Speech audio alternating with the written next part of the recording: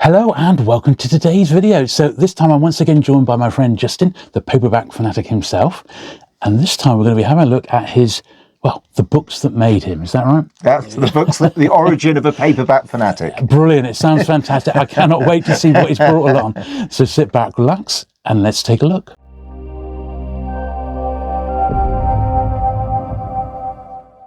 Okay then, Justin. So thank you for joining us again today. Pleasure. Brilliant to have you here in the studio. We're a little bit cramped, but we don't care about that. And you've brought along sort of the books that made you, the books that mean a lot to you. Is that right? Yeah, this is kind of my equivalent of Desert Island Discs. I brought along about 25 paperbacks to share. Fantastic. Excellent. Well, what's the first one then? What are you going to tempt us with? Exhibit A in the prosecution against the Paperback Fanatic. Okay, Skinhead. Skinhead. Oh, wow, yeah. So possibly a controversial book, you know, due to the time well, I say time has moved on. This was a troubling book in the 70s when it was published, and obviously more so 50 years later. But for me, this is a book I was given at school. I would have been maybe eight or nine in the mid to late 70s, a few years after it had been printed. And it was kind of one of those books that was handed round. Took it home, mum and dad intercepted it, had a flick through and just went, no, and took it away from me and made me give it to a local jumble sale to be sold, never to be seen again. So that kind of element of, I suppose, forbidden treasure just made me want it even more.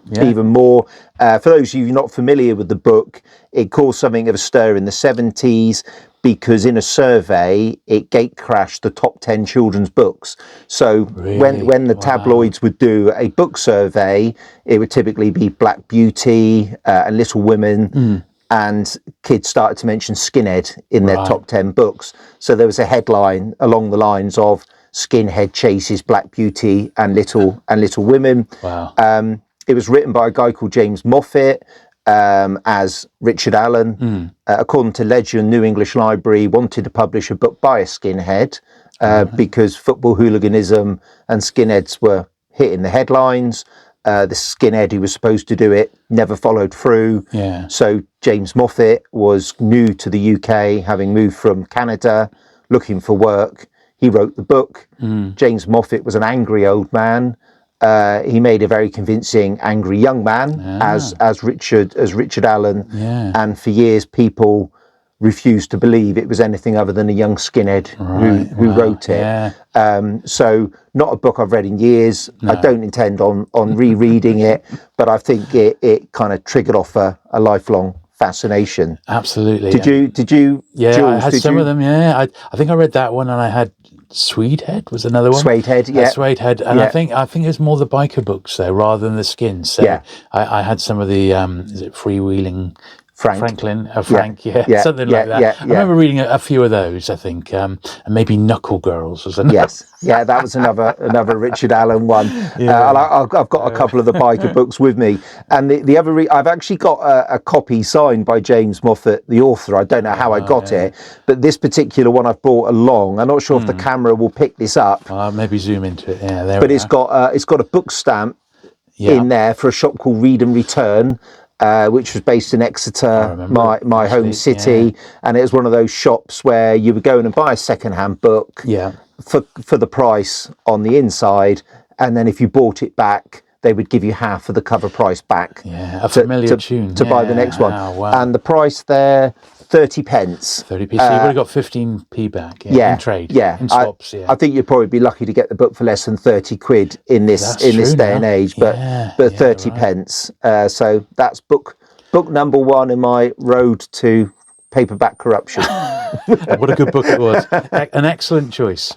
The Monster Trap. Yes. Indeed, it did trap me. So I didn't really read children's horror fiction when growing up. I was too busy trying to read the adult stuff. But actually a teacher read this or examples from this at what I would call middle school. I would have been about 9 or 10 at the time. And there were a particular story in it about the Croglin vampire. Okay. Which is supposed to be true, of an example of a vampire which would use its long fingernails to pick away at the putty that held a window pane in, and then would creep in. So a teacher read that to us in the class at the time, and it absolutely horrified me, but also captured my imagination. There's also the Monster Trap story, is about a Loch Ness style monster. And a grumpy Scottish fisherman tries to capture it with a massive meat hook with a yummy steak on the end. And in the final paragraph, I think the fisherman turns up with the meat hook in his chest. Wow, okay. Supposed to be based on a true story. Yeah. Peter Haining, the editor, a massively important person to me. He would have commissioned many of the New English Library books that we're going to talk about. And when I started self-publishing a fanzine about paperbacks, he granted me an interview. And one of my proudest moments is he gave me a rollicking for getting something wrong. And I was delighted he took me seriously enough to bother to give me a rollicking. Yeah. Unfortunately, his reputation's become a bit tarnished in recent years. Yeah. Maybe some of the stories that he selected for horror anthologies and his introductions were maybe not as accurate as people would like. Right. But for me, an incredibly important person. Yeah. And recently someone wrote in a magazine an expose that the Monster Trap story about a fisherman with a meat hook in his chest wasn't true. And I just found it amazing that someone bothered to spend that much time working out that we just made up that there was like this Loch Ness monster. But the only children's book I'll probably talk about, but a really important one to me. Did you read anything like this, Jules? I read stuff like that, definitely. I mean, Peter Haining, my first introduction that I can remember was his series of the Doctor Who books, the large format glossy ones, and I loved them. I absolutely loved them to death. They were brilliant. Something that had never been done for Doctor Who properly before. Yeah. And that was where I first remember the name Peter Haining. But since then, I mean, wow, he was so prolific, wasn't he? There was stuff everywhere. So much of it his hand is on. So, an important figure. Yeah, absolutely, definitely. So that was book 2. Number 3. Oh, a classic. Wow, yes. The Rats. Absolutely love this. Love it to death. Great. So this, I suppose, was the renaissance of British horror. Probably in the early 70s, when Stephen King was starting to become huge in America, we had James Herbert and the Rats. This is a brilliantly written book. James Herbert was extremely angry at the time. He grew up in a poverty-ridden East End, where playing in effectively the bomb ruins of World War II that had never been fixed. So this really is a very angry horror novel, and probably the first horror novel that I know of that had working class figures. A working class teacher was the main character in it, rather than some educated middle class professor in the style of a Dennis Wheatley. Really explicit in its violence and its sex. Really powerfully written. I suppose just kicked off a whole stream of When Animals Attack style paperbacks, none of which could quite match the power of this. Jules, did you read The Rats? Yeah, absolutely. So I read it. I must have read it before I was 12 years old. Yeah, definitely. I remember then. By that time, The Lair was out already, and I remember reading that. And by the time Domain came out, I was about 14, I think.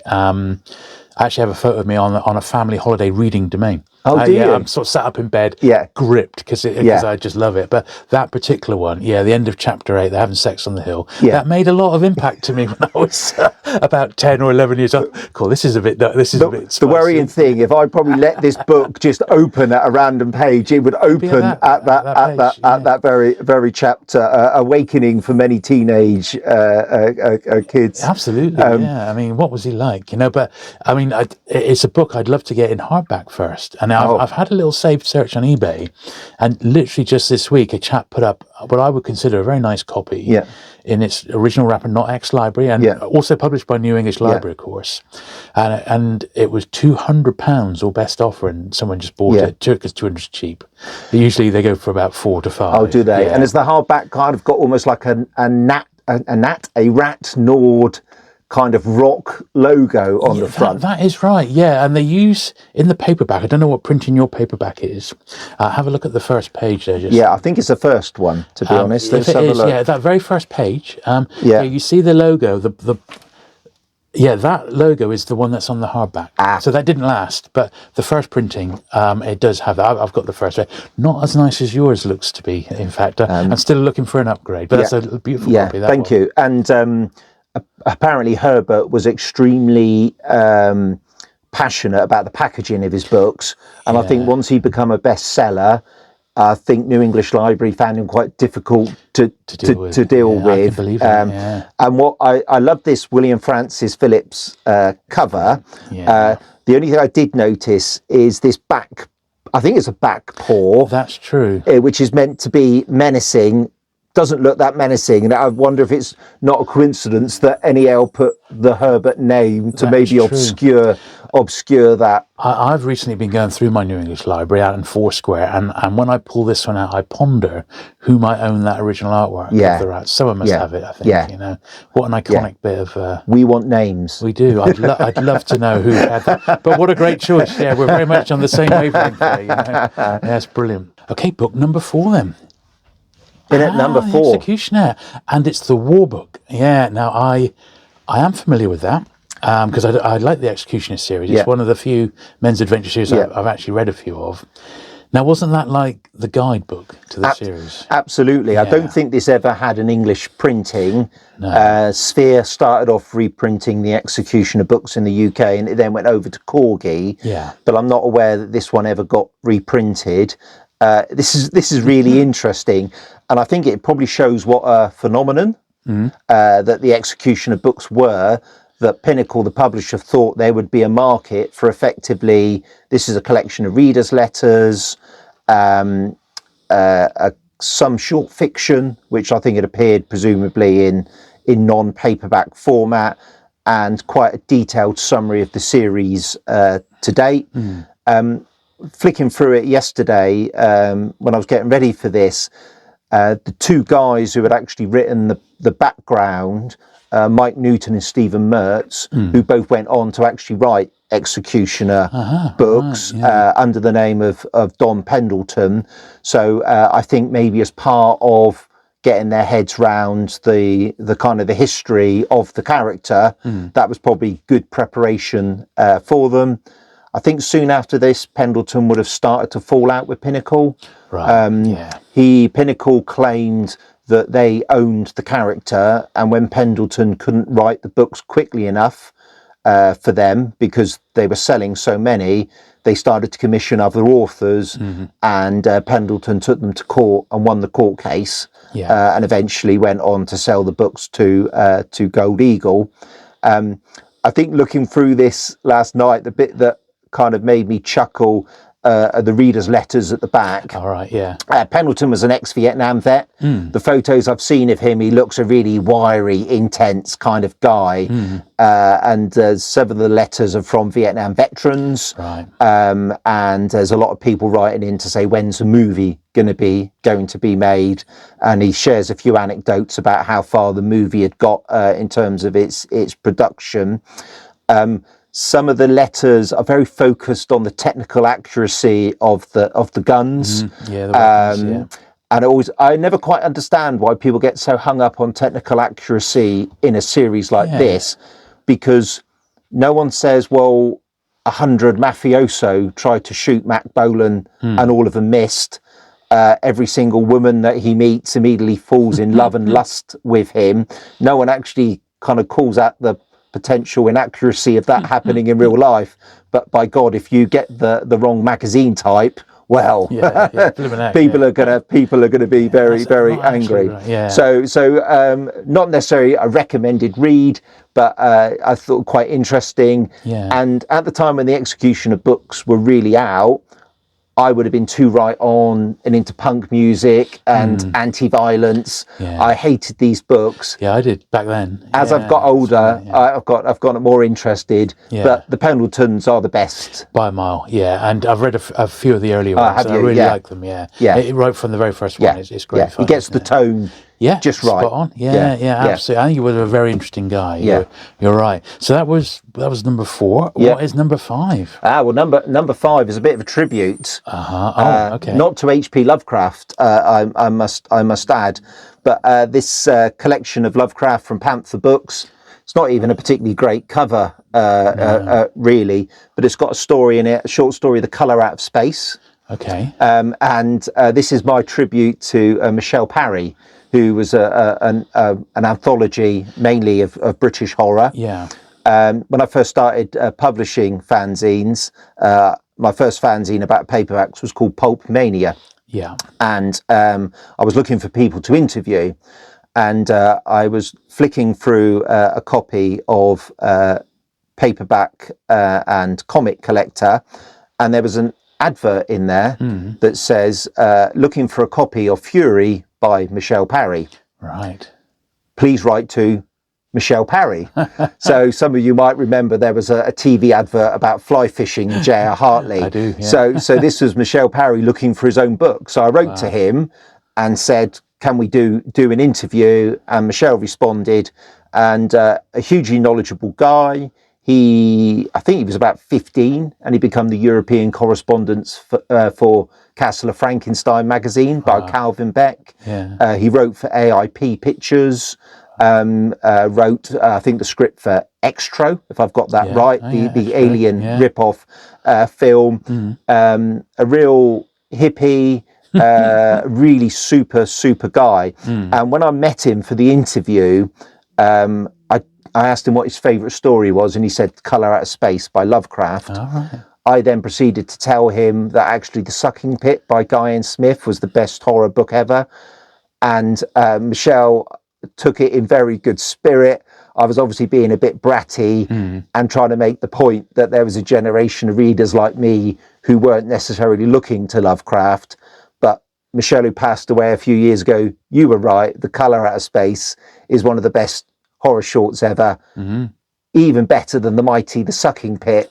So as my tribute to Michelle Parry, I've brought along an anthology with The Colour Out of Space in it. That is fantastic. That's really good. Did you read Lovecraft at all, Jules? I have read some, but I mean, I couldn't tell you which ones. I have got a couple of like anthologies of like the best ofs, but there's those nice Bart House ones, which I got my eyes on at Shadow over Innsmouth.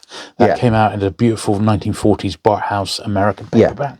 That's the one I'd really like to track down. But I haven't even seen that Panther one before. Nice. There's multiple editions. Right. Oh, interesting. And I wonder. I'm not sure if Rats in the Walls is part of the anthology, but that's probably one of my favourite Lovecraft. Yeah, that is actually a good one. Yeah, that is a good one. And then what's next then? So this is. Oh, I'm losing track. Is it number 6? Number 6, Chopper. Well, we mentioned these again, didn't we? Yeah. Chopper. Yeah. So when the skinhead books become popular, the other bêtes noires of the public were bikers in the books. 70s. Yeah. So Chopper definitely was the first book that I remember being handed to me in the school playground. Absolutely like falling apart, just held together by sticky tape and chewing gum. It had been handed round so much. So the story really is Macbeth, but with Hell's Angels, where the mama of the leading Hell's Angels encourages a new Hell's Angel, Chopper, to take over the Hell's Angels, but of course it's all going to end very badly indeed for Chopper, as he deserves. The reason I brought this along is the author Peter Cave. So I was in a used bookstore when those were a thing, down in the seaside town called Paynton. And I asked whether he had any Hell's Angels or Skinhead books, and it's one of those rare moments when he went, oh yeah, I've got a box of those out the back. No one's interested in those. Do you want to take them off my hands? And I was like, well, of course. So bought out effectively every Skinhead and Hell's Angels book the New English Library published. And I said to the bookstore owner, like, great, where did you get these from? And he went, he said, one of the guys who wrote them dropped them off. He doesn't want them anymore. He said, I think it was Peter Cave. And I was like, what, he lives locally? And he was like, yeah, let me go and get the telephone directory. And together we looked up Peter Cave in the Yellow Pages. Not everyone will know what that is. It doesn't exist anymore. And it turned out that Peter Cave lived one road from me when I lived in Torquay, when I was in my late teens, early 20s. So little did I know.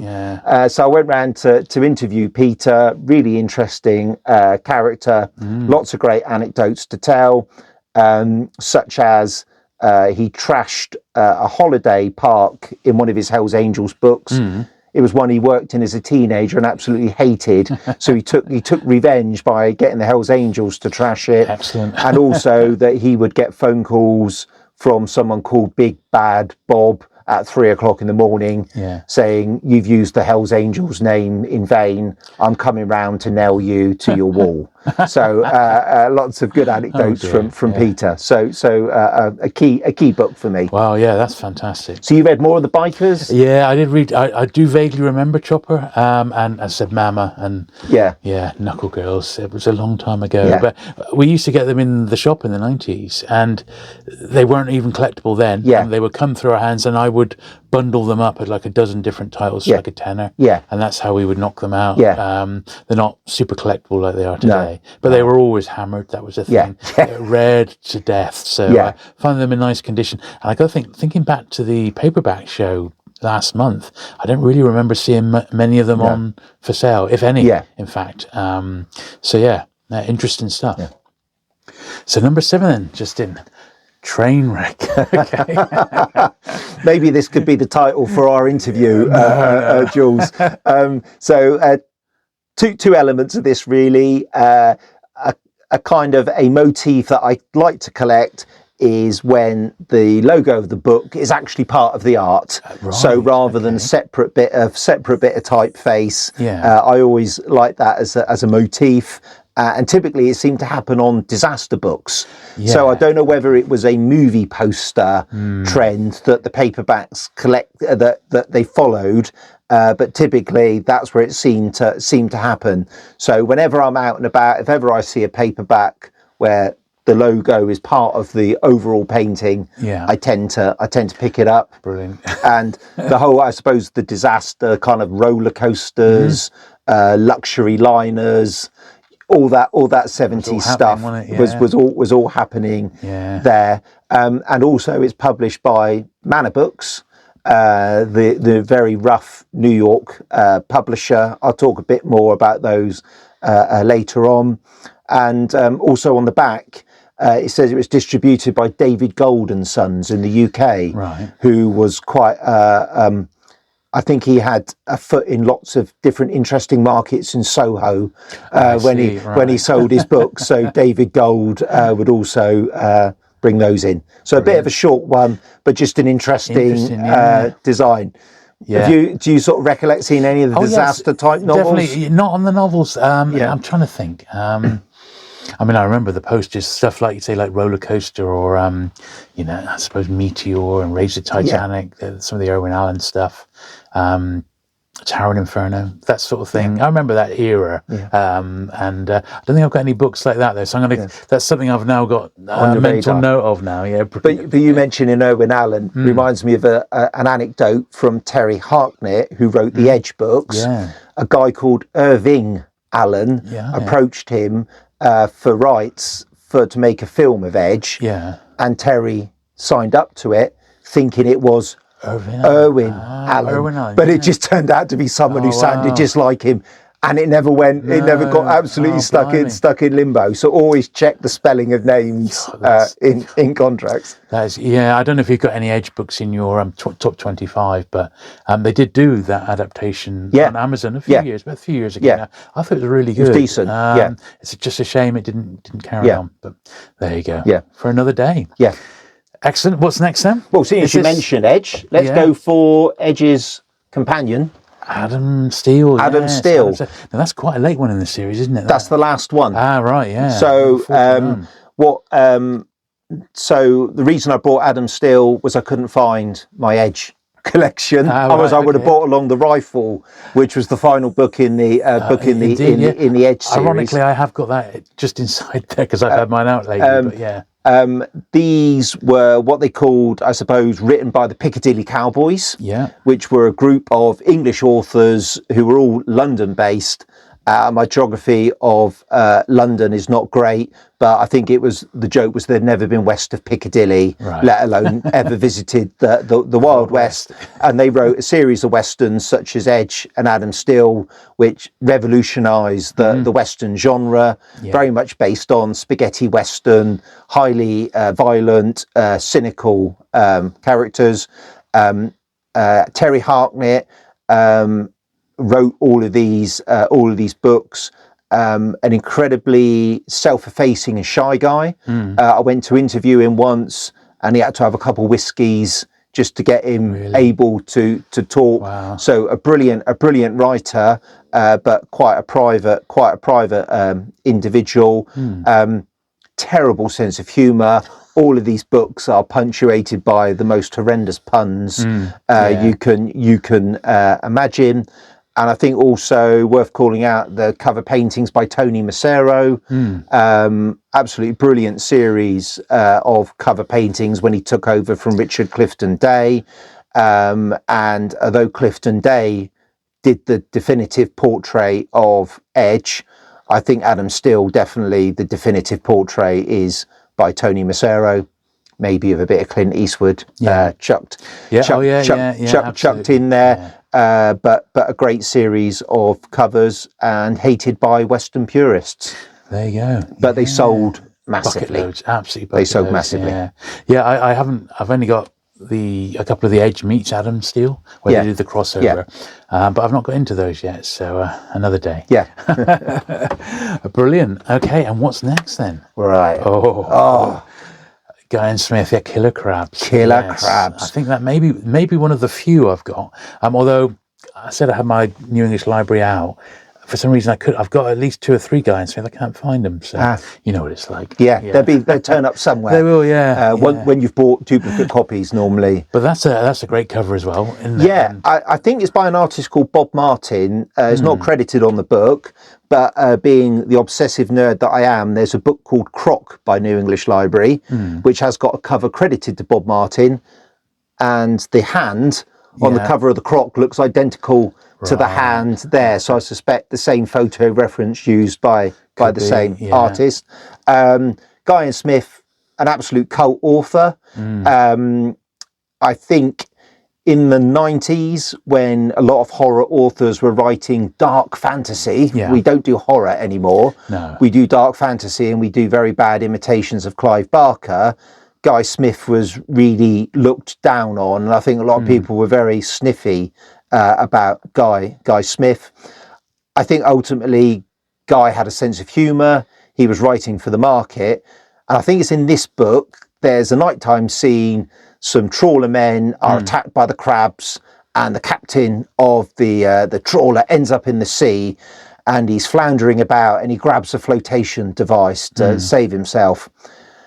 And then he realises the flotation device is a severed leg that he's holding on to. And then the second punchline is he looks at the shoe and realises it's his own shoe. Oh, no. And it's his own leg he's holding on to. There's no way Guy Smith wrote that, as totally straight face. So Guy had much more of a sense of humour than I think he was ever credited for. This book is probably unusual because it's set in Australia. Most people know Guy because he set his books in Wales, where Guy spent most of his life. Yeah. And typically the heroes were bearded pipe smokers, randy old goats, much like Guy himself. But the fact this was set in Australia, it just seemed a much more lighter, brighter, fun read. And this was the first Guy Smith book I can recollect buying from Woolworths and reading myself. So brilliant. a classic of its kind. That is exactly right. Yeah. Oh, fantastic. Number 10. Number 10, Valley of the Worm. Okay, Robert Howard. Yeah, Robert E. Howard. So I would imagine for a lot of people of my age in their mid-50s, they probably grew up reading Conan comics. Yeah. And probably Conan paperbacks and some of the many knockoffs of Conan that did the rounds. So everything that Howard did ended up in paperback. Yeah. Panther did a brilliant series of reprinting of, I think they were Neville Spearman hardbacks, but Neville Spearman were reprinting Arkham House collections. Right, so quite often the paperbacks were split across 2 or 3 volumes. I think this particular one might have gone across a couple of volumes.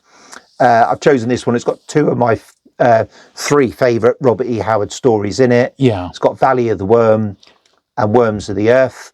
Valley of the Worm was adapted by Richard Corbin as Bloodstar and appeared in Heavy Metal. Yeah. Which I remember looking at in comic shops, and that kind of blew my mind. Wow, yeah. So a powerful and poignant story for its genre, and Worms of the Earth is also adapted into comic. I think in Conan, with lovely art by an artist called Tim Conrad, about I'm trying to remember, a Pict trying to push back against the Roman occupation and effectively coming into cahoots with a witch who sends the worms of the earth to slaughter the Romans who killed his tribespeople. I think no one could write horror quite like Robert E. Howard, even when he wasn't really writing horror. So this is just one of these books that once a year I return to, maybe comfort food, a comfort blanket, and I read through.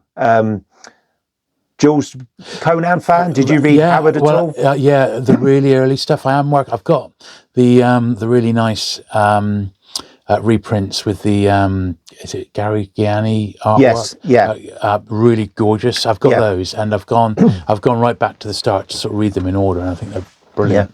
Yeah, so I don't mind a bit Conan. Yeah, good. Robbie E. Howard's brilliant. Yeah, good. Yeah, they're all good. What's next then?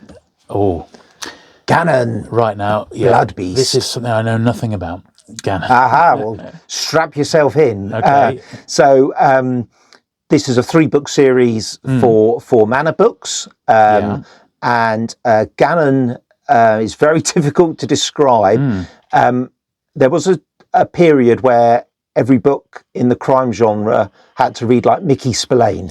Okay. So it had a very nihilistic anti-hero as the lead character with a peculiar code of honour. You know, you don't slap about dames, but you can commit extreme violence on anyone else. And keeping your word is the most important thing you can do, even if you go to jail or to the electric chair for it. And Ganon is that really on steroids.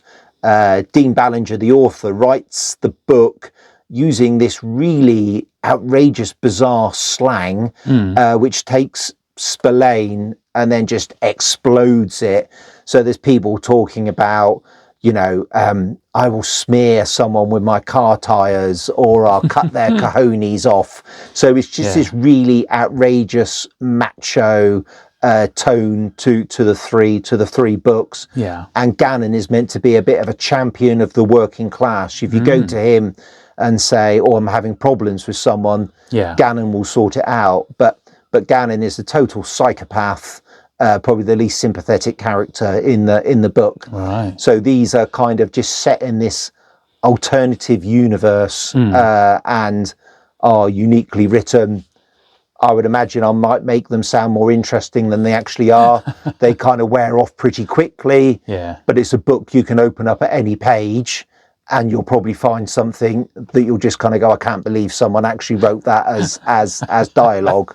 And also, it's got on the back the Manor seal of approval, I think it is. So Manor Books offer you your money back. Yeah. Now, Manor Books apparently were rumoured to be money laundering for the mafia. and also they pirated books. They didn't pay their authors. They ripped off artwork. So your chances, I suspect, of ever getting your money back, I suspect all they would do if you wrote to them and said you want your money back, they would send Gannon round to cut off your ear and stuff it in your mouth. So let that be a warning to all of you. I'm never going to return any. Yeah. But I think these are, again, have become increasingly collectible because they are so outrageous. Right, okay. Again, distributed in the UK, some of them by David Gold. Yeah. So you might see them in the UK, but you'll be lucky if you do. Right, brilliant. Yeah, very, very interesting. Yeah, excellent. Right, book 12 then. So Kessler, Wotan 22, Kessler, The Outcast. So over 2 minutes. So it's a Leo Kessler, right? I didn't recognise the logo. Is this a later one again? Yes, right. This is the last in the Wotan series. Aha, right, okay. So this is number 12. This is a dirty dozen. Yeah. So really, I wanted to bring along a Sven Hassel book. Yeah. But I couldn't find my Sven Hassel books. So I brought along Leo Kessler, who, when Sven Hassel became very popular in the 70s, he wrote a series of books told from the viewpoint of members of a German penal regiment. Right. So the books were anti-war, whilst also celebrating war by being very violent in their content. One of the earliest books I remember reading was one called Reign of Hell by Sven Hassel. So the characters in the penal regiment are an absolute rogues gallery of thieves, con men, sadistic ex-SS men, weary old veterans. I think anyone who's seen All Quiet on the Western Front will probably recognise most of the stereotypes. But Sven Hassel claimed this was all fact. Right. If it was, I think he managed to fight in every single major battle during World War II and be everywhere at once. So the books are quite widely disputed in terms of factual accounts. But as an 11-year-old reading these wild, very violent, cynical stories of war, interspersed with these outrageous anecdotes of where the characters would go off and find some food to steal or find themselves in a high-class brothel. It was just amazing reading. Leo Kessler was launched to really cash in on the Sven Hassel action. The actual author behind Leo Kessler is, as you suspect, not a German ex-penal regiment member, but a guy called Charles Whiting, who was a military historian. This is the Wotan series, which is probably his best-known series. There were 22 books. This is the final one in paperback. There may have been more in hardback. I don't particularly care for the books, but the more military accurate kind of reader tends to prefer these over the Sven Hassel books. I wrote to Charles Whiting to ask him a few questions. He came back with pretty short answers. I suspect he was a bit fed up with people writing to him. I don't really know much about the guy other than just before he died, he was in Austria, involved in a mountaineering accident and had a leg amputated, apparently. He would have been in his 70s at the time, carried on writing in his hospital bed. So a natural writer, and these were a real phenomenon in the UK in the 70s. I don't think beyond the UK this type of book did that much, captured the imagination. I wonder whether the whole punk rock kind of being angry with the country, anti-authority, and then these books being written by Germans that kind of went, we didn't believe in the German cause, we were forced into the war like you. Maybe it just struck a particular chord in the UK, but these were really popular. Yeah, I don't think I've read any Kesslers. I've read some Sven Hassel. Yeah, and I enjoyed them actually. They were all right. I don't mind those. Yeah, even today they're quite the Sven Hassel ones can be good fun. So Kessler, not particularly a recommendation, but just an example of something that was really popular in the 70s. Absolutely, yeah. Oh, brilliant. And what is next? You might like this one, Jules. Yes. A Princess of Mars. Lovely. Your favourite cosplay. Absolutely. So, not one I've got though. I've got quite a bit of Edgar Rice Burroughs. Not got that one. Is that a Pennington, Jack? That is a Bruce Pennington, Sir Bruce Pennington to us. Sir Bruce, yes. Mere mortals. So Bruce Pennington, sublimely gifted artist. Yes, worked at New English Library in the 1970s. Might be best known for his cover for June. Yeah, absolutely famous in that now. Yeah, and also Strangers in a Strange Land, the Heinlein novel that apparently Charles Manson quite liked. So Bruce did some absolutely brilliant covers. He was so good when he refused to do some book covers, NEL got people to imitate his style of art. Really? Yeah. So quite often you'll see people say that's a Bruce Pennington. It's like, no, that's Ray Fabush, who is probably a very talented artist who was told as part of his job, you've got to imitate Pennington. Wow.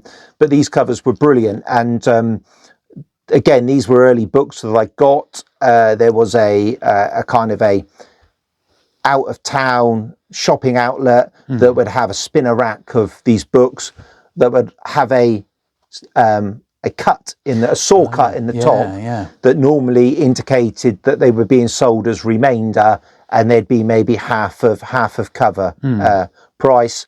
I mean, I haven't read any Burroughs for about 40 years. These were tremendously exciting when I read them at the time. I remember at the time the amount of outrageous coincidence that took place in the books were a bit too much. But gave me a love, I suppose, of fantastic fiction. So thank you, Bruce, for tempting me in with that amazing cover. And they are lovely editions, those now ones, aren't they? Yeah. What do you think of the what collectors used to say about now New English Lavatory, referring to the quality of the paper? Which does change sort of mid-80s. I think it does get better after that. But... I have to say some of the New English Library books I've got that I would like to read, I don't dare read because I think they will fall apart in my hands. And actually, Manor Books in the US, the cover stock they used was so poor. Actually, the ink has almost faded from them. So you'll sometimes see covers. You're a bit like, I'm not quite sure what was originally meant to be on the cover. But I suppose that's the stack 'em high, sell them cheap sort of approach to publishing in the 70s. Absolutely. And what is next then? So this is a little coronet. Okay, this is one I don't know. So. Oh, don't you? No. So Kane. So if you are going to read one imitator of the Conan character, this is it. Okay, Kane. Right. Okay. So Carl Edward Wagner was not a particularly prolific author, but what he wrote is absolutely brilliant. Right. So if you see anything with his name on it, as an editor or author in the fantasy or the horror genre, you just need to get onto it straight away. The Kane series is Kane is his anti-hero, a Conan type in the most simple terms, but is really set up as the biblical Cain, set to roam for eternity, having been cursed by God. So Cain is a wandering mercenary now, and he kind of throws in his lot, which whoever he wants to. So he's supremely strong, supremely clever, not to be trusted. So a really brilliant character. The stories are just so densely written. I just can't recommend them highly enough. It's almost like if someone doesn't like Conan, give them a Kane book, and they'll be very happy with them.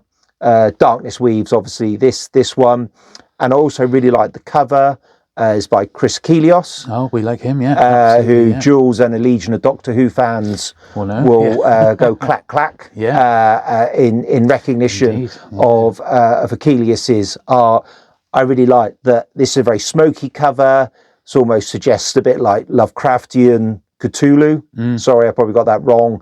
Character behind Kane, and Kane is also known for his red hair.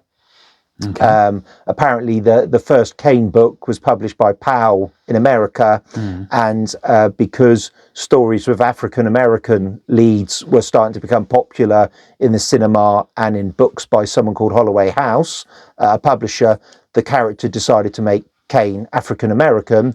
But actually, the editor could only be bothered to change the colour of Kane's skin and hair, sort of every other reference. So Kane changed throughout the book. But yeah, absolutely brilliant. Recommended. Yeah, one to look out for. Thank you. Okay, then number 15. Number 15, an absolute classic. Not. What can you say? Can you say? You said New English Lavatory. Yeah. Well, this is a New English library book, Diary of a Female Wrestler by Trudy Maxwell. Wow. You might find it hard to believe, but there was not a Trudy Maxwell at all. It was a pen name, and if you open the book within and look within, it says something along the lines of "to Fenella, an example of doing it for the pay." And then I think it's got Trudy Maxwell signing at the bottom. I'm not sure if it actually says James Moffat as well, but it is James Moffat, author of Skinhead. I picked this one up in a bookstore in Cheltenham, a used bookstore in Cheltenham, and there are about a dozen random titles put together. All of them were signed by James Moffat inside. So I wonder whether he had an agent or a friend who lived in the Cheltenham area. But this was towards the end of Moffat's career. He had real issues with drink and was starting to have other health issues. So it's one of his final books. So just a curiosity that I thought I would share. It's an unforgettable cover. Thank you, and Jules. lovely inscription. That will keep you awake at night. Get you in a crab hold. I'm not so sure about my wrestling moves. Right, okay. Let's go up market. Okay, let's go up market. I Am Legend, Richard Matheson. Yeah. I mean, it was made into an absolutely brilliant film with Will Smith. Yeah. Maybe not. Ignore the film versions. Yeah. Read this. That's the original book. The original book. And been a corgi a long time, hasn't it? Yes. Or it was a corgi a long time. Yeah, absolutely. So just a brilliant, intelligent book. Yeah. Love reading it. And one of my peculiar habits is I'll read a book by an author and love it and never read another book by that author. So I've not read anything else by Matheson. Right. I don't know what my problem is. Maybe I'm worried that nothing will quite live up to I Am Legend. I know what you mean. Incredible Shrinking Man. Yeah, got it. Not read it. Yeah, that's a good one. I don't know. I'm sure there'll be some comments of one you could try safely, but it is an absolute classic out and out, isn't it? Yeah, love it. Oh, brilliant. Yeah, excellent stuff.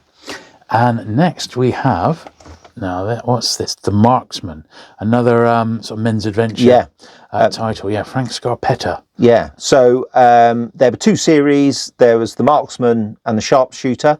One appeared at Belmont Tower, one appeared at Leisure Books, which were companion publishers sharing the same address. Yeah. The same authors were writing for both series, and the editors would sometimes forget to change the names. Right. So some of the Marksman books had the character from The Sharpshooter in it, and vice versa. I see. Right. So a real example of the kind of the very quick and cheap nature of 70s publishing, where these books would get mixed up by the editors. I really like it. Ken Barr cover. Ken Barr maybe not that well known as a paperback cover artist because mainly he worked in action adventure. Yeah. He started off Scottish, working in Commando comics, so a lot of the classic Commando comics. Yeah. Ken did it. He then moved to America, worked at Warren Comics for a little while, did some great covers for Marvel, but mainly worked in paperbacks. And each of his covers is guaranteed to have a massive explosion on it in some shape or form. So just a classic men's adventure, rough and ready, poorly edited, luridly packaged gem. I love it. Next, now that's a series which is quite sought after and collectible these days, aren't they? Yeah. Hell yeah. So myself, but I've seen them. Yeah. Originated in America, Pinnacle Books. Yeah. I think there might have been about 9 or 10. Last one I think was Dracula in the Lost World. Dracula versus Dinosaurs. Yeah. I'm sure Harry Halson would be turning in his grave. So Robert Laurie, the author, a real character, still teaches courses in writing until very recently, typically done for the pay. New English Library printed maybe 6 of these or 7 of these. Yeah. There's another one I think called The Drums of Dracula, which might have come after these. I just really picked it up because soon paperback publishing would maybe start to have lots of sort of very romantic views of vampires, following Interview of a Vampire, but this one's got a good old-fashioned blood dripping, not to be trusted Dracula on the front cover. So nice to collect and have on your shelf. They kind of show their origins as written for pay, fast fiction. Yeah. Do you think there was a bit of sort of, the Hammer films were faltering by the mid-70s, weren't they? They'd sort of done their course, but they were being repeated then. They started turning up on TV and stuff, didn't they? So do you think, I mean, that's where I first saw them. It wasn't in the cinema. No. I don't think I saw any in the cinema. No. It was all on repeats on BBC Two. I remember Mum and Dad recording Vampire Circus for me and showing it to me, and I just think, they should have been taken away. What were you doing showing me Vampire Circus for anyone familiar with the film? So I think there probably was a whole generation of kids maybe seeing late night BBC Two double bills of horror. That's when I started watching. Or seeing stuff that recorded. So all of a sudden Frankenstein and Dracula kind of had a whole new audience, really. Yeah, and Nell did the Dracula comic, didn't they, for a long time? And there's that hardback as well. The hardback is extremely Spanish collectible. reprints or something, isn't it? Yeah. I know Dorset Bob's got a run of the comics at the moment. Number 1 with the poster. They're mint. And they're amazingly printed, the colours and the quality. Bold and vibrant. Yeah. You can see it was doomed to failure because I think the price was about 3 or 4 times what a normal thing of a Victor comic. Yeah. So they must have been aiming at head shops. So it was a glorious but doomed experiment from Nell. Yeah, a good point. Yeah. And Nell also did Target comic. I remember that. Was that Nell? Was it? Yeah. Actually, so there were two Target comics. There was one that was a bit more TV tie-in related. That's the one I remember. But the Target comic they did was had posters from horror films in it, had a comic strip in it called Boot Boy. So it was look and learn for delinquents, effectively. So that's widely sought after. So I think NEL definitely dipped their toe in the comic market for a little while. It was just anything that would make money, isn't it? Yeah. Hell yeah. Oh, hail. Okay. The Eagles' City of Fire. Wow, okay. So I love any books to do with gladiators because I'm convinced if I'd been born 500 years ago, I, of course, would have been a gladiator of I'm glad you're agreeing with me, Jules. So I just love any books to do with gladiators. This series written by Andrew Quiller. Well, if you shorten Andrew to A and say Aquila, actually it's the Roman for eagle. So therefore you can work out that it's a pseudonym. I know Lawrence James worked on the series. I've seen people credit Ken Bulmer. I don't think that's right, but I can't be sure. So these books are set obviously in the days of the Roman Empire, a lot of debauchery going on. The book, particularly the first book, is almost a total lift for those who are about to die by Daniel Mannix. Right. So a non-fiction account of gladiatorial times, but very salacious and spiced up, so probably not non-fiction. So these books aren't particularly original, but I love the authors. And also the cover art is by Richard Clifton Day, my favourite nice. Artist. Yeah. He typically uses a lot of photo reference, so part of the fun in Richard Clifton Day's book covers is spotting which film star appeared. So quite often he would use Kirk Douglas or Stanley Baker. Not quite sure what the origin here, but a really eye-catching cover. Nice series, about 5 of them. Recommended. Brilliant. Thank you very much. We're quite a way into it now. It's a TNT. Doug Masters. Now that's a cover and a half, isn't it? There you go. So TNT... Pinnacle in the US printed these from French paperbacks. Okay. So there might have been about 6 of them. TNT is a men's adventure type character, but this is just so ludicrous and over the top. People generally hate them because they are just so absolutely crazy. I love them for that very reason, because they are just so over the top. I'm really fascinated by the French fast fiction industry. I think a long time after the UK stopped being interested in quickly produced mass market paperbacks, that's continued in France, and the TNT series, I believe, went on for much longer. Also had a comic strip tie-in as well. Right. So I struggle to speak English, let alone speak or read French. So this is kind of where my TNT and French Pulp Fiction knowledge ends, really. But I see this as a bit of a fascinating insight to a whole different world of publishing that sometimes in the English-speaking parts of Europe, we just assume we're the only ones who like this sort of book. Right. Even the sophisticated French like to get down and dirty with their men's adventure fiction. Oh, well, who'd have thought it? Who'd have known? Absolutely, yeah. Oh, that's excellent. And then Graham Masterton, the great Graham Masterton. There we go. Graham Masterton really was the first horror author I read after Herbert and Smith. Okay. So I must have read everything that they had, and then picked up a copy of this at the library. It actually had originally appeared, I think, under the pen name Thomas Luke, because Masterson's publishers in the US just went, you're going to saturate the market, let's put it out in a different name. Right. When Masterton obviously got a big name with the Manitou becoming popular, I kind of guess they wanted to then put his name on it. And there was a whole series of covers like this with a very one colour, almost fluorescent ink used on a black background. Yeah. The Heirloom is not necessarily one of his best books. It's a little bit hokey. An antiques dealer is fooled into buying a cursed chair. The cursed chair contains a demon, and it's got a pet trilobite, which kind of comes out the back of the chair and bites the owner's dog, which does horrible things to the dog. And then when the owner tries to get rid of the chair, he'll drive halfway across the country, drop it by the side of the road.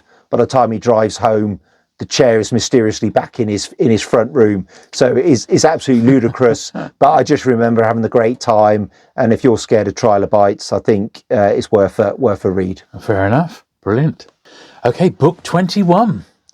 Body Count. Soldier of Fortune. Yeah, lovely. It says on the back, dirty bloody work, which is how you might feel right now, Jules. So the author, Peter McCurtain, very well regarded for his work on men's adventure fiction and westerns, a very clipped, direct style that people seem to appreciate. He was also an editor at Belmont Tower, so obviously worked on a lot of the titles that I find interesting. McCurtain seems to be kind of a bit of a hard drinking, fast living type. A bit of a stereotype, really, but it obviously had some roots in truth here. The cover, a particularly lurid cover, with some heads on stakes. The cover artist is someone called Mel Crair, Crair, and his kind of, the way I always spot his work is his character is always looking out at the reader. So I'm not sure if they're quite breaking the wall, but they're always making eye contact with the reader. So whenever I see a book cover with Crair's art on it, I tend to gravitate towards it. And I think there's something that's so outrageous and sleazy about it that I just find quite appealing in a way that's very wrong. So excellent. Brilliant. So that was number 20. This is 21. 21. There we go. Malco. Okay. So this is another French series. All right. Okay. So Pinnacle in the US reprinted 13, 14 of these. In the UK, New English Library did the first 4. Right. So Malco is that classic, incredibly wealthy, titled sort of lounge lizard to everybody else, but actually he's kind of like a globe-trotting, troubleshooting, secret agent type. Over in France, I think these are run for literally hundreds of books. Really? Yeah. They're one of those kind of popular with people, hated by the critics. The author de Villiers, that is his real name, he recently passed away, was very up to date with modern events. So quite often the books would reflect what was going on more widely in the world. Yeah. Some of his politics are right wing, so probably not to everyone's taste, including mine.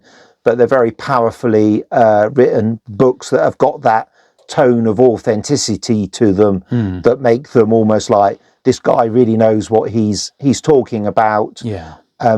I think de Villiers almost become a brand name. So in France, there was almost a de Villiers Presents, the Geoffrey Blade series. So absolutely huge in France. Yeah.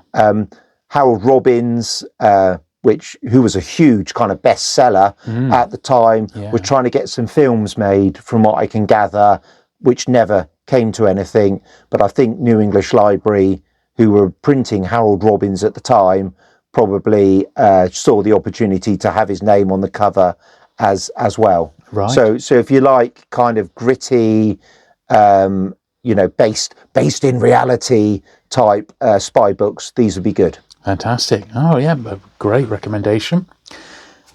Okay. Crow 8. Yeah. So this was another one of the Piccadilly Cowboys books. This was the 8th in the series and the final one. Yeah. James Marvin was actually Lawrence James. So presumably the pen name there is a combination of James and Lee Marvin. Oh, okay. This is probably an example of why the Piccadilly Cowboy genre died out, really. By this stage, the books had become so formulaic, and the authors had almost entered into like a little bit of an in-joke competition as to how violent and outrageous they could make the books. But actually beyond the violence, there wasn't really anything to them.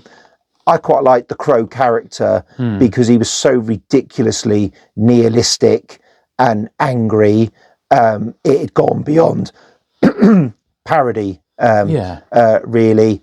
And this is the sort of book that I think most Western fans would absolutely loathe. But I suppose this is the last twitch of the corpse of the Piccadilly Cowboy Westerns.